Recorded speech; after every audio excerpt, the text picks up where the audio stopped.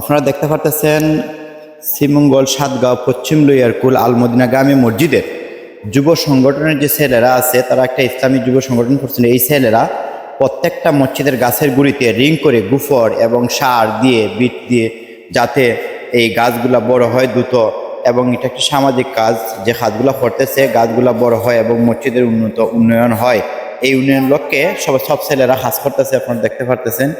আর আমি চাই সবসময় যে তারা যাতে এরকম সামাজিক কাজে এবং ভালো কাজে আল্লাহর ঘর মসজিদের কাজে তারা সবসময় যাতে আগায় থাকে, এই আশা রাখুন।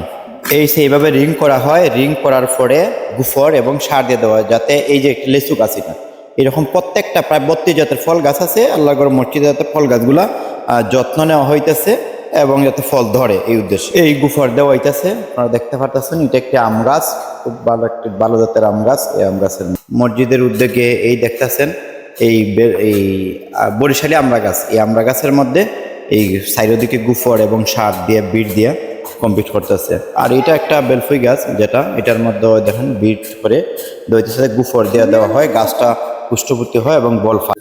সালাম আলাইকুম। পশ্চিম লইয়ারকুল যুব সংগঠন উদ্যোগে তারা এই মসজিদে কাজগুলো করতেছে। প্রত্যেকটা গাছের গুড়ির বিট দিয়ে এবং গুফর দিয়ে সার দিয়ে তারা নিজ উদ্যোগে আমি খুঁজতাম খামড়া লাগানো, খামড়া কি জন্য লাগাইবো, আমরা ছেলেরা আছে, আমরা ছেলেরে করবো। তো নিজ এলাকায় নিজের গ্রামে এইভাবে উদ্যোগ নিয়ে আল্লাহর ঘর মসজিদে খেদমত করা, এটাই অ্যাকাউন্টে নিজ অ্যাকাউন্টে জমা থাকবো, এটাই কাল হাসরের ময়দানে পাইব। সাথে আমার মামু আছেন, উনিও মসজিদের সভাপতি। আমার মামু 5 ওয়াক্ত নামাজ পড়েন এবং মুয়াজ্জিনের দায়িত্ব পালন করেন। আর সাথে তো এলাকার ছেলেবেলারা আছে, তারা সামাজিক কাজে সবসময় থাকবো। আমি সবার সাথে একটা জিনিস জানতে চাইতেছি যে মসজিদ বড় না কোন সংগঠন বড়? সবাই কইবেন মসজিদ বড়। হ্যাঁ, তাইলে ব্যক্তি বড় না সংগঠন বড়? সংগঠন বড়, ঠিক আছে না নি? তাইলে তোমরা সবসময় আল্লাহর ঘর মসজিদের পক্ষে এবং সামাজিক ভালো কাজে সবসময় থাকবা, এই আশা তোমরা কাছে আমি রাখবো, ঠিক আছে না নি? এবং সবাই একত্র হইয়া যাতে এটাই কিন্তু একদিন আমরা থাকতাম না, এটাই কিন্তু আমরা আমল নামায় থাকবো। এটার সব খেয়েও নিতে পারতো না। নামাজ পড়ছো, রোজা রাখছো, কবুল হয়েছে যে কোনো গ্যারান্টি নেই, কিন্তু আল্লাহর ঘর মসজিদের যে কাজ করবা দান করবা এটা তো কবুল 100% গ্যারান্টি, ঠিক আছে না নি? তোমার আমার সবাই উদ্যোগে যাতে তারা সবাই ভালো করে কাজ করতে পারে, দুইটা কথা যদি কই তুমি।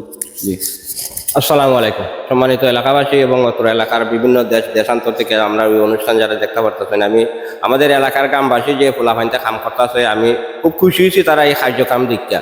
কিন্তু আমি আরও খুশি হইব তারা যদি নিজ উদ্যোগে এই অত্র এলাকাবাসীর থেকে চান্দা উঠাই আমরা আরও কিছু কাম কাজ বাকি রয়েছে তারা করবা, আমি আশা করি।